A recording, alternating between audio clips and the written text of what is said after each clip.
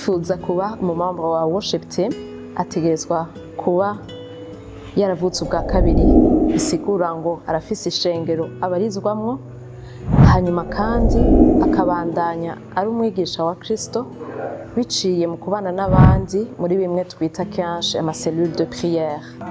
Kugira ngo ashobore kwakirwa mu mugwi wa worship team mu ishengero, arakoreshwa ivyo twita kenshi des tests de chant kugira ngo vy'ukuri biboneke ko afise iyo ngabire, ariko ntituvyitiranywa no kwakira bamwe twovuga duti n'aba professionnel, twokwita nk'aba professionnel.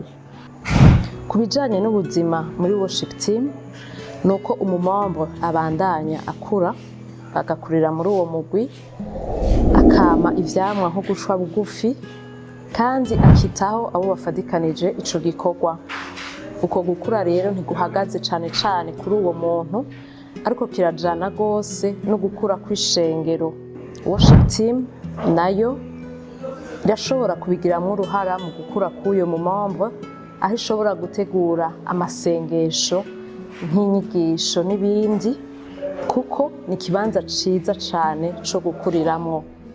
Mu guheraheza, worship team ni nk'umuryango aho hashobora kwaduka des conflits, ariko zikaba résolu mu mutekano, aho haba kwakirana mu butandukane bw'abamambre bagize iyo worship team.